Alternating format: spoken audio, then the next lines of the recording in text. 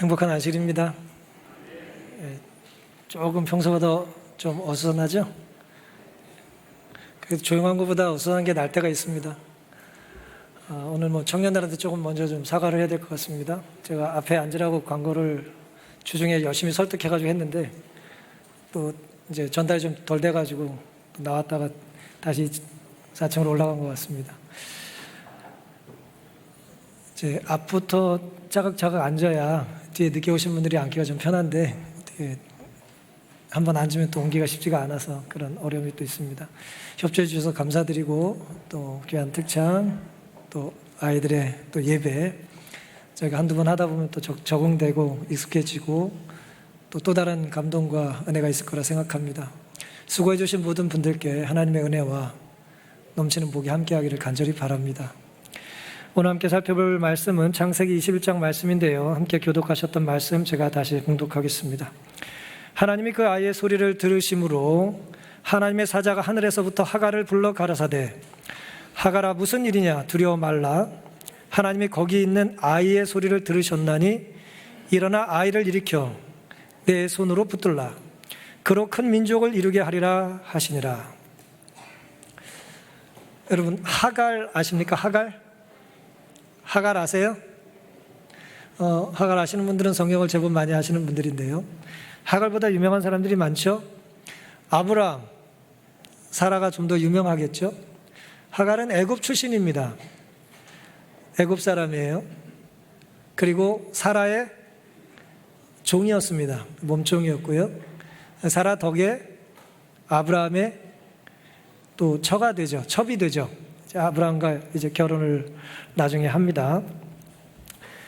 오늘은 하나님은 결코 포기하지 않으십니다라는 제목으로 우리가 흔히 살펴볼 수 있는 세 종류의 사랑을 좀 살펴보겠습니다. 세 종류의 사랑이에요. 첫 번째 종류의 사랑은 이스마엘을 향한 하갈의 사랑이에요. 부모님의 사랑이라고 생각하시면 되겠습니다. 어머니의 자식을 향한 사랑입니다. 그런데 부모가 자식을 사랑하는 사랑이 매우 아름답고 감동적인 건 사실이지만 자칫 잘못하면 자식이 잘나면 자랑하기가 쉽고 못나면 부끄러워하기가 쉽습니다. 그리고 우쭐하고 자랑하다 보면 주변 사람들로부터 미움과 질시를 받기가 쉽습니다. 내 인생의 계획과 달리 또 자식 치우치게 사랑하다가 또 굴욕을 당할 때도 있어요. 창세기 16장 보시면 4절부터 아브라함이 하갈과 동침하였더니 하갈이 잉태하매 그가 자기 잉태함을 깨닫고 그 여주인을 멸시한지라. 여주인이 누굽니까? 사라죠. 사라가 하갈을 아브라함의 첩으로 줬는데 옛날 종은 거의 자기 소유물이었기 때문에 가라면 가고 오라면 와야 되는데 남편에게 주자 이 하갈이 건강하고 젊었기 때문에 바로 아이를 갖게 됐어요. 아이를 갖게 됐다는 걸 깨닫고 누구를 멸시했다고요? 이제 여주인을 멸시했다 그랬어요. 당시 여주인은 70 중반에 이제 거의 아이를 낳을 수 없는 상황이었기 때문에 그렇습니다. 아브라함이 사라에게 이르되 그대의 여종은 그대의 수중에 있으니 그대 눈에 좋은 대로 그에게 행하라. 무슨 말씀이냐면 하갈이 자꾸 여주인에게 잘난 척하고 주인을 자꾸 이렇게 멸시하니까 사라가 아주 화가 났어요. 당신 때문에 이렇게 됐다고 말이에요. 그랬더니 아브라함이 답답해가지고 그대 수중에 있으니 그대 눈에 좋은 대로 하라 그렇게 말을 합니다. 사라가 하갈을 학대하였더니 하갈이 사라 앞에서 도망했다 그랬습니다. 아이를 가진 하갈이 사라를 멸시했고요. 아직은 사라라고 이름 바뀌기 전이지만 그냥 사라라고 부르겠습니다. 또 멸시받던 사라는 자기가 주인이니까 뭐예요? 하갈을 학대했다 그랬어요. 그랬더니 학대를 피해서 도망을 쳤습니다. 9절 여호와 사자가 그에게 이르되 너의 여주인에게로 돌아가라 그 수하에 복종하라 그렇게 이제 이야기를 했습니다. 하갈이 아이를 가졌다는 게 매우 중요한 일이었어요. 당시에 이 첩이 아이를 가진 것입니다. 주인의 아이를 가진 거죠. 하갈이 원래 의도했던 건 아니에요. 이 결정은 누가 한 거예요? 살아간 거죠. 내 몸종을 당신에게 줄 테니까. 종이 낳은 자식은 누구에게 속해요? 주인에게 속해요. 종이 주인에게 속한 것처럼 종의 자식도 주인의 것이 되는 거예요. 요즘 말로 대리모를 삼은 거예요. 그런데 하갈이 바보가 아니니까 아이를 갖자 자신의 신분이 어떻게 돼요? 갑자기 여주인의 몸종에서 이제 뭐예요? 남자 주인의 아이를 갖게 됐으니까 신분이 바뀌었잖아요. 신분이 상승해서 이제 여주인을 멸시하게 된 거예요. 사라를 멸시한 겁니다. 그랬더니 사라는 참지 못하고 하갈을 학대했어요. 신체적으로 이제 괴롭힌 거예요. 또 정서적으로 이제 괴롭힌 것입니다. 결국 도망을 쳤습니다. 그때 하나님께서 하갈에게 나타나셨고 네가 낳을 아들 이름을 이스마엘이라고 하라 그랬어요. 엘은 하나님이고요. 샤마라고 하는 말은 듣는다는 뜻이거든요. 그러니까 네가 태어날 아들은 이스마엘인데 내가 듣는다. 하나님이 듣고 있다라고 하는 뜻으로 정하라. 그렇게 말씀을 하신 것입니다. 주인의 아이를 임신하고 이제 하갈이 교만해진 거예요. 당시에는 일부 다처가 널리 퍼져 있었기 때문에 이것을 죄라고 생각하지 않았습니다. 문화의 영향을 받고 살면 옳고 그른 것에 대한 예민한 분별력을 갖기가 쉽지가 않아요. 남들이 다 그렇게 해도 그리스도인은 하지 말아야 될 게 있습니까? 남들이 하지 않아도 우리가 하나님의 자녀라면 해야 될 것이 있나요? 바로 그런 것이죠. 그런 면에서는 문화는 우리에게 답이 되기는 힘듭니다. 하갈은 아브라함의 아내라는 새로운 지위를 얻은 영광에 우쭐하게 되고 그의 후손으로 이루어질 큰 민족의 어미가 되리라는 것을 믿고 교만해져 자신의 여주인을 멸시했다 그랬어요. 하갈의 신분이 그랬다는 거예요. 상황이 바뀐 거니까요. 하갈은 순순히 아이를 내줄 마음이 있어요, 없어요? 없어요. 이게 내 아이예요. 주인이 뺏어가는 걸 원하지 않았습니다. 뱃속의 아들 덕을 누가 보고 싶어요? 사라가 보는 걸 원하지 않았어요. 내가 보고 싶은 거예요.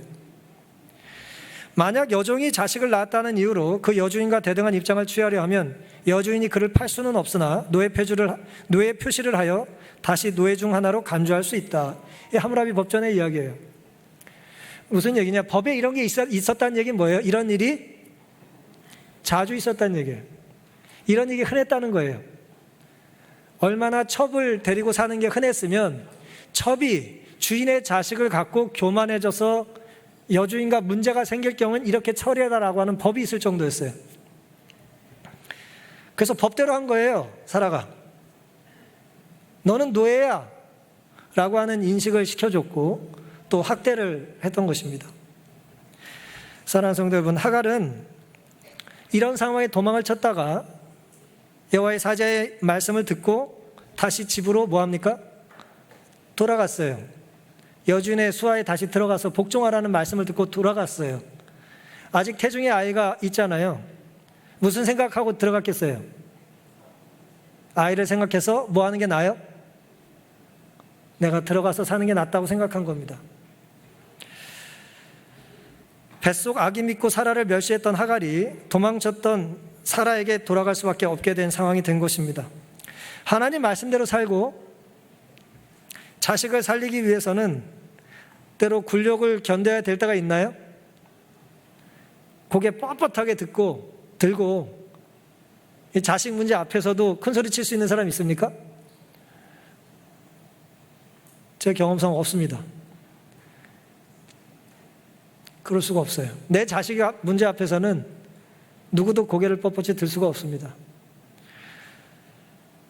자식의 미래를 위해서 당장의 자존심을 내려놓은 거예요. 내 신분 조금만 견디면 내가 주인의 아이를 낳을 수 있다라고 하는 기대를 가지고 다시 집으로 돌아갔습니다. 이 첫 번째에서 제가 말씀드리고 싶은 것은 부모의 자식 사랑인데요. 부모의 자식 사랑은 이렇듯 자랑하고 싶고요. 교만하기 쉬워요. 자랑과 교만은 문제를 야기하죠. 하갈의 눈치 없는 자식 사랑은 누구의 질투를 초래했어요? 아이 없는 사라의 질투를 초래합니다. 결과가 뭐였어요? 미움받고 학대당하는 거예요. 주변에 자꾸 사람이 줄어들면 내가 너무 자식 자랑하는 거 아닌가 생각을 해볼 필요가 있습니다. 하나님께서 주신 선물을 자랑하거나 교만하기 쉬운 때에 잘난 자식 때문에 그때 해야 될 표현은, 우리의 마음 상태는 사실은 겸손이죠. 하나님이 이 부족한 나에게 이런 귀한 자녀를 맡겨주셨구나. 자랑할 때가 아니고 뭐 할 때라고요? 겸손할 때입니다. 나를 높일 때가 아니라 하나님을 높이셔야 될 때인 거예요. 자랑은 나를 죽일 뿐만 아니라 주변 사람들이 나를 미워하게 만든다는 것을 기억하며 살게 되시기를 간절히 바랍니다. 우리는 보통 사람이라 여기 그렇게 해당되진 않아요. 너무 심각하게 앉아서 듣지 않으셔도 됩니다. 두 번째는 자식에 대한 자식이 부모를 사랑하는 거예요. 이 사랑 역시 문제를 야기시켜요. 어머니 하갈이 받은 수모를 이 아들 이스마엘은 그 어머니의 수모를 뭐 하고 싶어요? 복수하고 싶었어요. 효심이 지극했던 것 같습니다. 그래서 나중에 문제를 크게 일으켜요. 그 상황 21장에 이렇게 기록되어 있습니다. 아브라함이 그 아들 이삭을 낳을 때 100세의 아들을 낳았어요. 그때 사라 나이는 90이었습니다. 이때 이스마엘의 나이는 14살이었어요. 왜냐하면 성경은 창세기 16장에 아브라함이 86세 이제 이스마엘을 낳았다고 그랬거든요. 그러니까 14년 전에 이제 장남 이스마엘이 태어났고, 이제 사라를 통해서 둘째 아들이 태어난 것, 약속의 첫 번째 후사인 이삭이 태어난 것이 아브라함 100세였습니다. 6절, 사라가 가로되 하나님이 나로 웃게 하시니 듣는 자가 다 나와 함께 웃으리로다. 이삭이란 말이 웃음이란 뜻입니다. 7절, 아브라함 노경에 내가 아들을 낳았도다 하니라. 아이가 자라매 젖을 떼고 이삭이 젖을 떼는 날에 아브라함이 대언을 배설하였더라. 태어나자마자 잔치를 벌이지 않고 젖을 3년 정도 먹였기 때문에 유대인들이 3년쯤 지났어요. 그럼 그때 이스마엘 나이는 몇 살이었겠어요? 14살에 동생이 태어났고 3년이 지났으니까 한 17, 18세쯤 된 거예요. 사라가 본즉, 젖을 떼고 잔치를 하고 있어요. 지금 사라가 본즉 아브라함 아들 애굽 여인 하갈의 소생이 이스마엘이 동생 이삭을 뭐예요? 희롱하고 있어요. 그 서너 살밖에 안 된 꼬맹이 동생 17, 18 먹은 애가 괴롭히는 게 쉽잖아요. 그러니까 쥐어받고 괴롭히고 너 때문에 내 인생이 망했어 그러는 거예요. 그가 아브라함에게 이르되 이 여종과 그 아들을 내어 쫓으라. 그 종의 아들은 내 아들 이삭과 함께 기업을 얻지 못하리라 라고 사라가 말을 해요. 이 창세기 이 아브라함 가족의 이야기를 읽다 보면 가장 힘센 사람이 사라같이 느껴져요. 다 사라 말대로 돼요. 보내라면 보내야 되고, 그냥 낳으라면 낳아야 되고, 아주 그냥 사라가 완전히 대단한 사람으로 등장해요. 거의 평생을 두고 기다린 후에 아브라함과 사라가 그들의 가장 귀중한 소망의 성취인 이삭의 출생을 보게 됐는데요. 아브라함과 사라의 장막을 기쁨으로 채웠다 그랬어요. 기쁨으로 가득 채우게 됩니다. 그러나 이 사건이 하갈에게는 그가 열망했던 야망의 좌절이었다. 한쪽은 웃고 한쪽은 뭐예요? 울잖아요.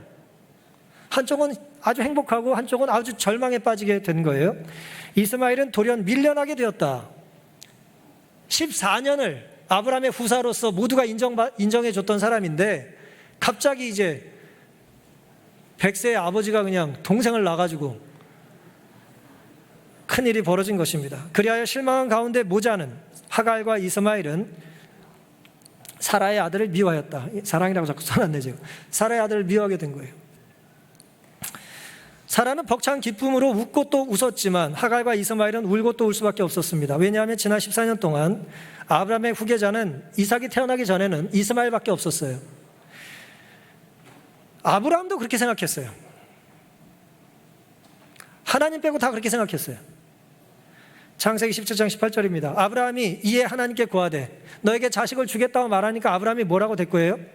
이스마엘이나 하나님 앞에 살기를 원합니다 그랬어요. 아브라함이 믿음이 좋아요 나빠요? 그렇게 훌륭해 보이지 않아요. 사고 친 아들, 이 아들이나 잘 살게 해주십시오 그러는 거예요. 아브라함의 마음이 그랬어요. 모두의 생각이 그랬어요. 근데 하나님께서 19절에 하나님이 가라사대 아니라 너의 아내 사라가 정녕 너에게 아들을 낳으리니 너는 그 이름을 이삭이라고 하라 그랬어요. 여러분, 우리의 삶에서 하나님께서 개입하시지 않으면, 하나님께서 약속을 지켜주시지 않으면 내가 잘 되거나 나에게 문제가 있는 것은 없는지 생각해 볼 필요가 있어요. 이스마엘이든 아브라함이든 하나님께서 개입하시면 안 되는 선택을 자꾸 하는 거예요. 하나님께서 개입하시면 큰일이 나요. 뭐가 좀 문제가 있는 생애가 아니겠습니까? 아브라함의 유일한 상속인으로 약속된 후사로 살 것을 14년을 참았어요. 엄마와 그냥 부둥켜 안고 조금만 기다리세요 어머니. 이제 아버지가 아들 낳는 건 불가능해요. 그런데 하나님께서 기어이 약속을 지키셨고 하갈과 이스마엘의 기대는 무너집니다. 이들의 기대가 무너짐과 동시에 사라는 어때요? 아주 그냥 뭐 춤을 추죠. 이 90할머니가 그냥 완전히 상황이 변해서 질투를 받던 사람이 정반대로 질투심을 느끼게 됐습니다. 인간의 모습이 이래요. 사람들에게 부러움을 한 몸에 받던 사람이 갑자기 그냥 바닥에 내동댕이 쳐질 때가 있는 것입니다. 하갈은 이스마엘에게 자신이 오래전에 사라에게 받았던 굴욕과 모욕을 알려줬을까요? 알려주지 않았을까요? 사실은 말이다, 네가 내 뱃속에 있을 때 저 사라 아줌마가 말이야 나를 괴롭히고 때리고 너 생각해서 집으로 다시 돌아왔는데 내가 14년을 정말 많이 참았어. 그런 얘기를 안 했을까요? 그 얘기를 전혀 듣지도 않았는데 갑자기 이스마엘이 이삭을 괴롭힌 게 아니에요. 오랜 동안 들은 거예요. 내가 조금만 크면, 내가 자리를 잡으면, 내가 확실하게 아버지 후사가 되면 어머니를 어떻게 해드리고 싶어요? 뭐 꽃가마에 태우고 싶은 거예요. 효성이 지극했습니다. 근데 부모를 향한 자식의 효성이 지극하다고 해서 항상 좋은 결과가 있는 게 아니에요. 보니까 뭐예요? 사고를 치잖아요. 빗나간 효심이 동생을 괴롭히는 모습이 누구의 눈에 띄어요? 사라 눈에 띕니다. 눈도 좋으셨던 것 같아요. 90할머니가 뭐 다 봐.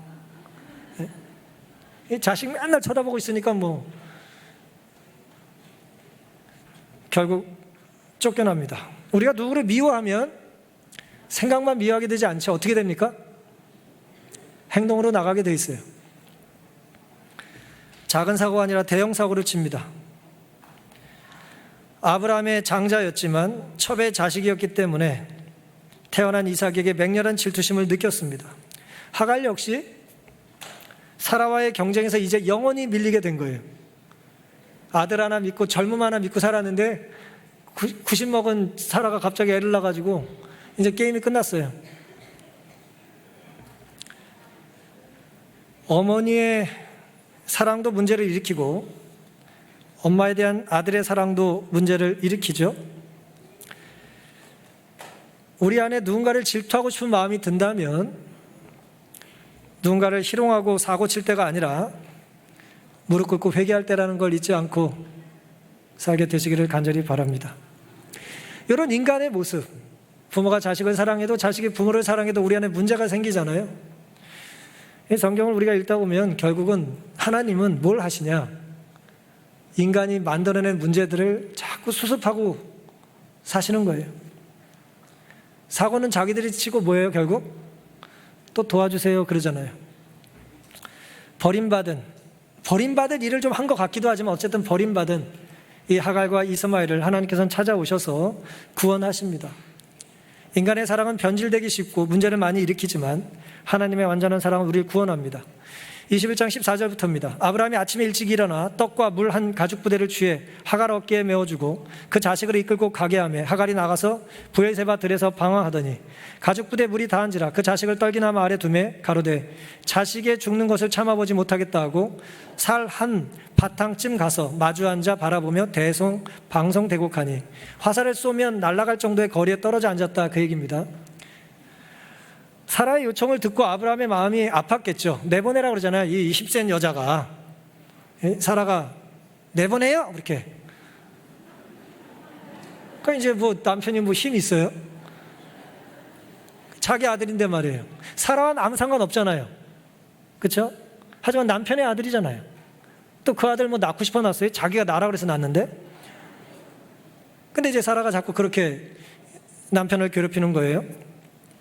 아브라함 마음이 아팠죠. 아브라함 굉장히 우유부단한 사람으로 나와요. 그럼에도 불구하고 이 우유부단한 아브라함이 잘한 게 하나 있어요.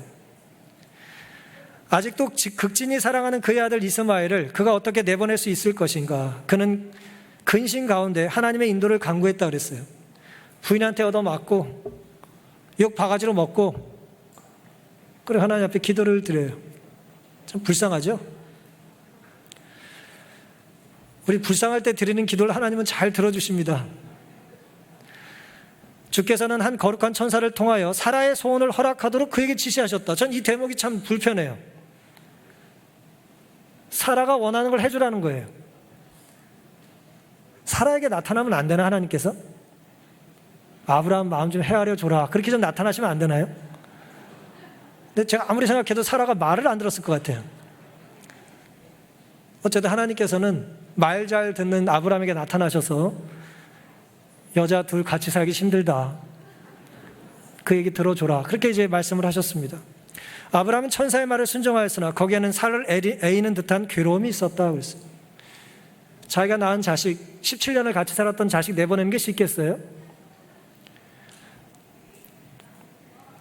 오래전 이 모든 문제의 발단이 사라 때문인데 왜 하나님은 지금도 사라 말을 들어주라고 하시는지 고민하지 않았겠습니까?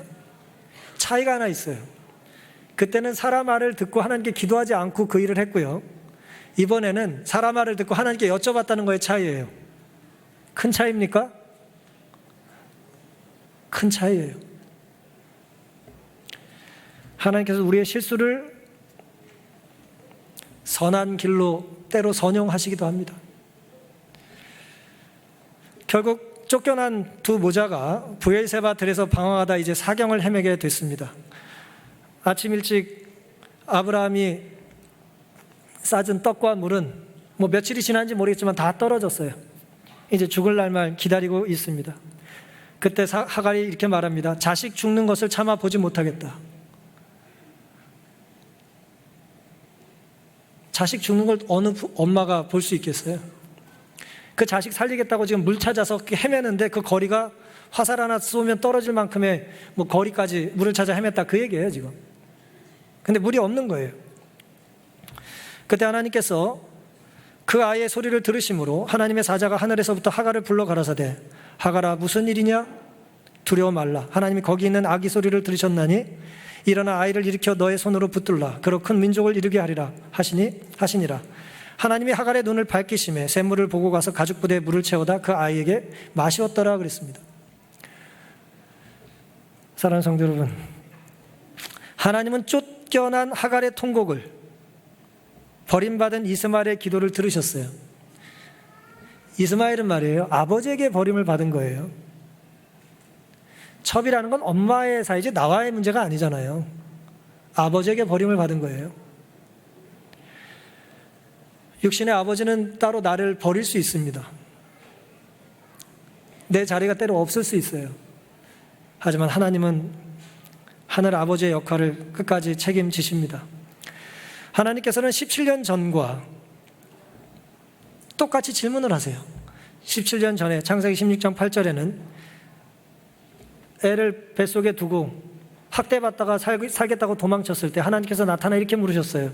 내가 어디서 왔으며 어디로 가느냐? 엄청난 질문을 하셨죠, 그때 하갈에게. 그리고 이제 17년이 지나 하갈에게 또 질문을 하시는 거예요. 하갈아 무슨 일이냐? 두려워 말라, 아이의 소리를 내가 들었다 말씀하십니다. 그리고 하나님께서는 하갈에게 일어나라고, 아들에게 다시 가라고 그의 눈을 밝혀주시며 샘물로 인도하십니다. 하갈이 지금 죽어가는 아들을 볼 수 없어서 물을 찾아 기진하고 헤매고 살다가 하나님께서 아들의 기도를 들었다, 그를 일으켜 살려라 라고 하는 말씀을 하갈이 들었을 때 하나님께서 하갈의 눈을 밝혀주셨다 그랬잖아요. 그 얘기는 뭐예요? 그 주변에 물이 원래 있었다는 거예요, 없었다는 거예요?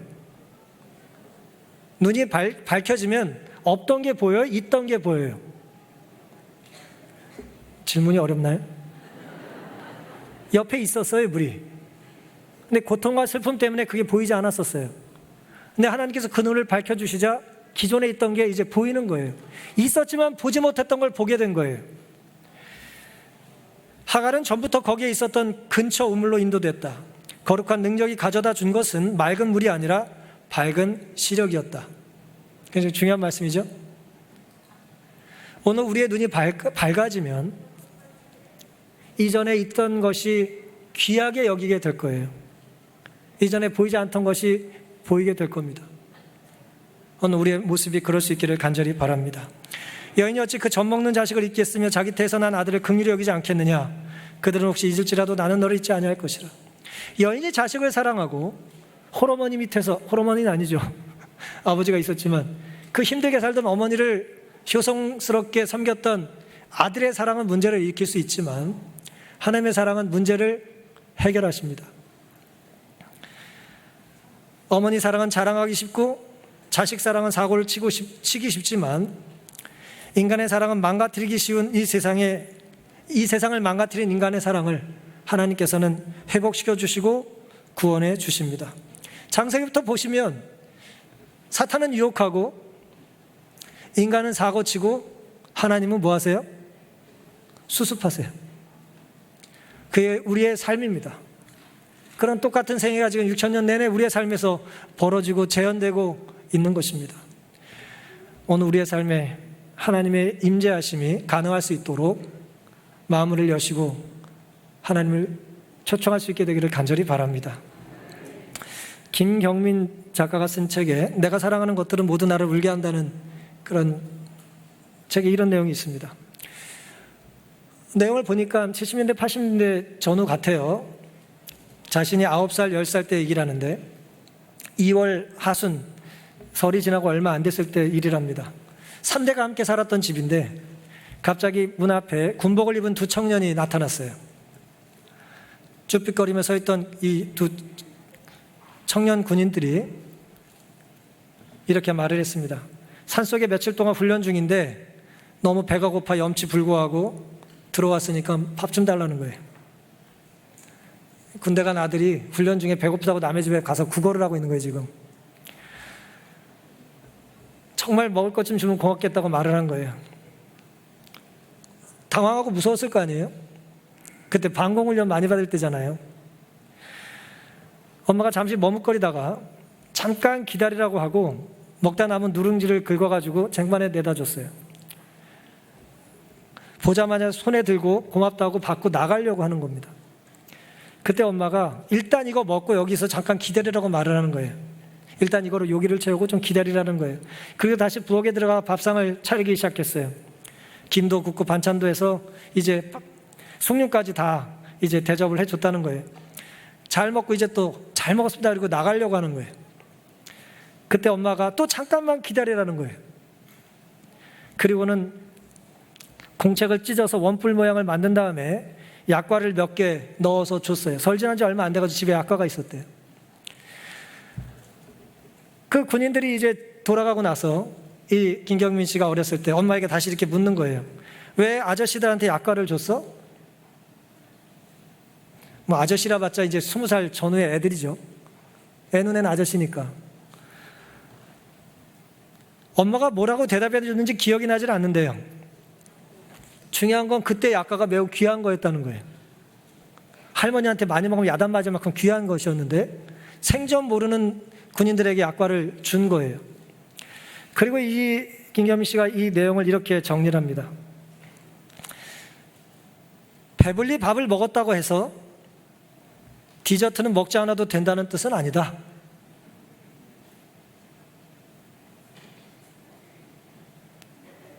먹을 건 많이 먹고도 뭘 먹을 수 있다고요? 디저트는 먹을 수 있대요. 심지어 그 사람이 난생 처음 보는 방문객이라 할지라도 말하자면 이건 내가 다른 사람을 대할 때 지키려고 노력하는 첫 번째 준칙 같은 것이며 다른 사람이 나에게 지키기를 기대하는 첫 번째 준칙이기도 하다.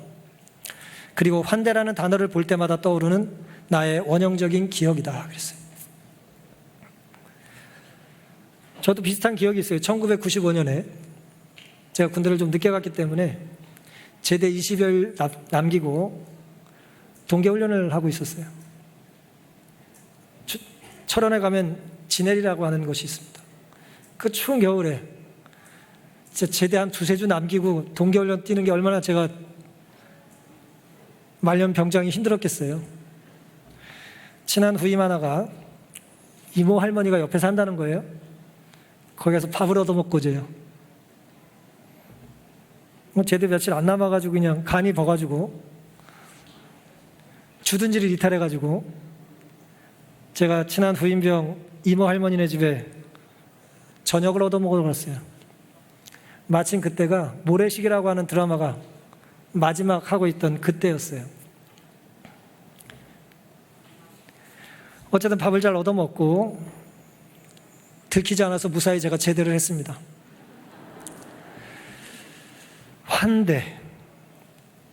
환대가 뭘까요? 하갈과 이스마엘은 사라와 아브라함에게 쫓겨났죠. 하나님께서 도와주셔야 살 수 있었습니다. 누구든 남모를 사연이 있죠. 각자의 사연에는 놀랍게도 사랑과 징후가 연결되어 있어요. 누구나 사랑하는 대상이 있지만 누구에게나 모두 사랑을 받을 수는 없죠. 대개 인간의 사랑은 대상이 한정되어 있습니다. 한정된 사랑이라는 얘기는 뭐예요? 그 대상 이외에는 뭐예요? 배타적이라는 얘기예요. 하갈이 이스마엘을 사랑했듯이 사라도 누굴 사랑해요? 이삭을 사랑했습니다. 그럴수록 그 가정은 문제가 많아졌어요. 함께 살 수 없죠. 서로 너무 사랑하기 때문에 그래요. 특정인을. 멸시와 학대와 희롱과 쫓겨냄, 쫓아냄이 반복되는 것입니다. 빗나간 인간의 사랑이 망친 우리의 삶을 누가 회복시켜 주셔야 합니까? 하나님께서 회복시켜 주셔야 합니다. 우리가 구원받으려면 따라서 하나님의 질문에 대답할 수 있어야 합니다. 하갈아, 무슨 일이냐? 아무개야, 무슨 일이냐? 넌 어디서 왔고 어디로 가느냐? 하나님 거듭 지금도 질문하십니다. 우리 모두 그 질문에 대답할 수 있게 되기를 간절히 바랍니다. 참새 한 마리도 예수님 몰래 떨어지는 일이 없고 그분 몰래 아무도 머리 숙여 기도할 수는 없다. 그러므로 흘러내리는 괴로운 눈물 한 방울 한 방울을 다 주시하신다. 그분께서는 언제나 당신을 의지하는 사람을 결코 버리지 않으실 것이다.